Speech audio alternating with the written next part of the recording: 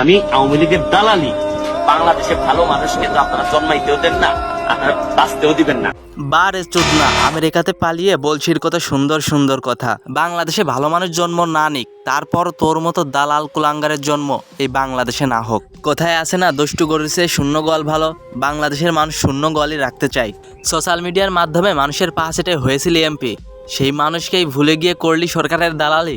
বাংলাদেশের মানুষ একটু বেশি আবেগী, সেটাকেই পুঁজি করে হয়েছিল এমপি। সাধারণ মানুষ তো আর জানতো না তোর এই ভালো মানুষের মুখোশের আড়ালে রয়েছে অমানুষের মুখোশ। ছাত্রদের কোনো অভ্যুত্থানে সুমন যখন পালানোর প্রস্তুতি নিচ্ছিল, তখন একজন সুমনকে জিজ্ঞেস করছিল, ভাই ছাত্ররা যদি আপনার গাড়ি আটকায় তখন আপনি কি করবেন? তখন এই কুলাঙ্গার সুমন উত্তর দিয়েছিল, কাছে 20 রাউন্ড আছে। সাধারণ মানুষ এই সুমনকেই ভালোবেসে কতই না উপরে তুলেছিল, আর সেই সুমনের মুখ থেকে এই কথা শুনতে হলো। আমার বেটার 20 রাউন্ড আছে। আফসোস লাগে। আমি সোশ্যাল মিডিয়ার মাধ্যমে যেভাবে দেখলাম এত পানি, বিশেষ করে আমি আমাদের এলাকায় দেখলাম যে 93 সালের পরে হবিগঞ্জে এত পানি খোয়াই নদীর উপরে কখনো হয়নি। ছাত্রদের আন্দোলনে রক্তের বন্যা বয়ে যাওয়ার সময় তুই চুপ ছিলে, তখনও ছাত্ররা জয় পেয়েছে। এখন পানির বন্যা হয়েছে, এখন মানুষের পাশে দাঁড়ানোর জন্য মায়া কান্না করছে।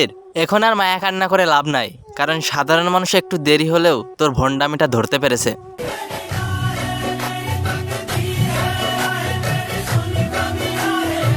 বন্যার সময় আসলেই আমরা অনেক মানবতার ফেরিয়াকে দেখতে পারি, যাদেরকে আমরা নাম বললে কমই চিনি, কিন্তু বিকাশ বাবা বললে ঠিকই চিনি। আমি আপনাদেরকে অনুরোধ করছি, আপনারা অবশ্যই আমাদের বিকাশ। আমার গরু আছে কেন না? তোমরা লাগে আমি গরু বেচতে দিব। আপনাদের আমরা তো প্রত্যেকটা জায়গায় করবো। আপনাদের এখানে 10-12-15টা ঘর বানাই দিব, ঠিক আছে? এই বুক কাঁদতে কাঁদতে যাবো।